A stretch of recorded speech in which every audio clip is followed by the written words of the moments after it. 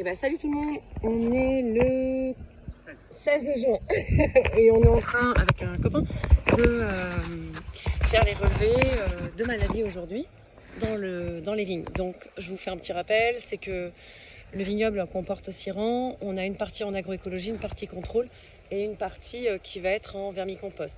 Alors aujourd'hui en termes de gestion de maladies, je voulais vous faire observer quelque chose.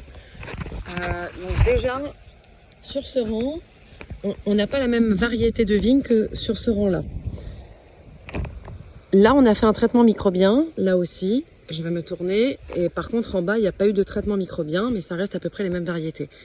Et donc, le fait d'avoir plusieurs variétés, ça, moi, me permet de voir comment est-ce que réagit chaque variété de vigne au traitement microbiologique. Est-ce qu'on a une bonne réponse de la vigne? Est-ce qu'on a plutôt des maladies qui s'en foutent et qui s'installent?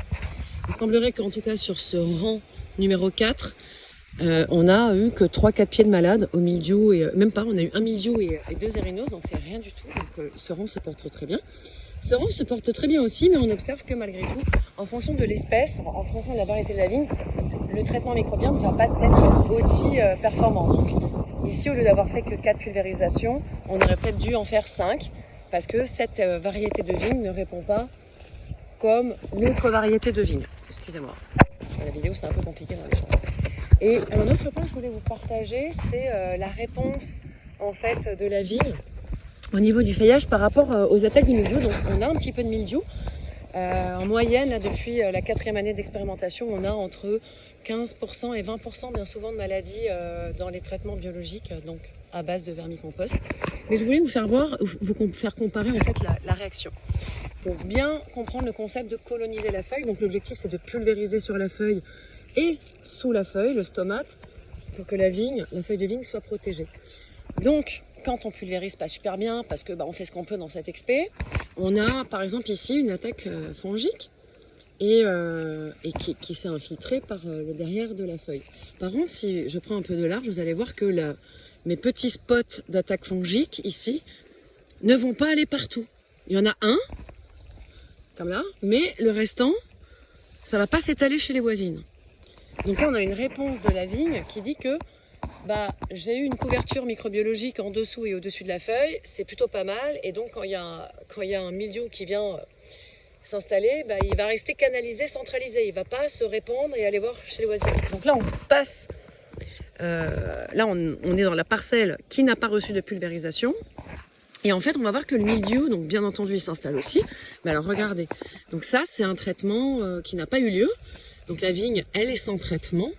Et regardez, le mildiou, en fait, il fait sa life. Il va de feuille en feuille, il s'éclate, il va de voisine en voisine.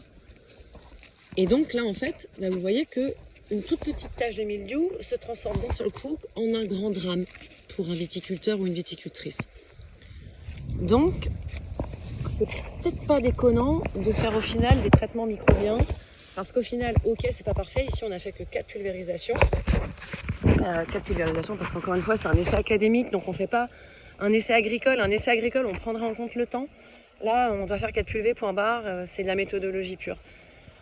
Et quand même, je reviens dans mon rang qui a été pulvérisé. J'ai un spot ici, là. Mais à côté, tout le monde va bien.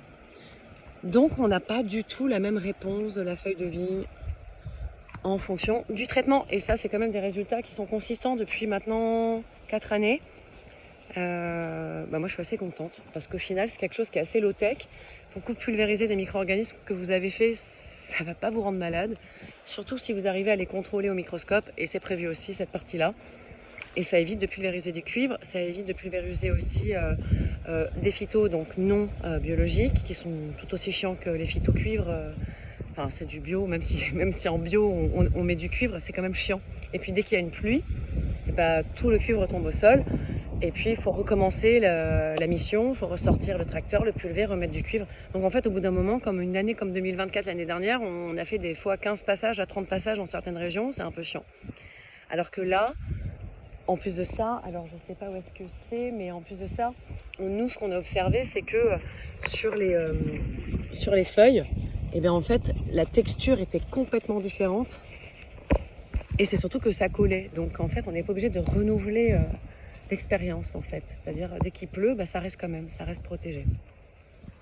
Donc l'idée aussi, c'est de baisser les coûts de production, parce que si j'achète pas de cuivre, si je mets moins de gaz dans mon tracteur, si je vais moins passer de nuit blanche à essayer de pulvériser, que je sois en conventionnel ou en bio, encore une fois, pas de guerre de chapelle, c'est comment est-ce qu'on va réduire les coûts de production et trouver des méthodologies qui vont permettre en fait des changements de pratiques agricoles concrets qui vont faire que quand même notre culture va arriver à son terme et être rentable. Donc voilà.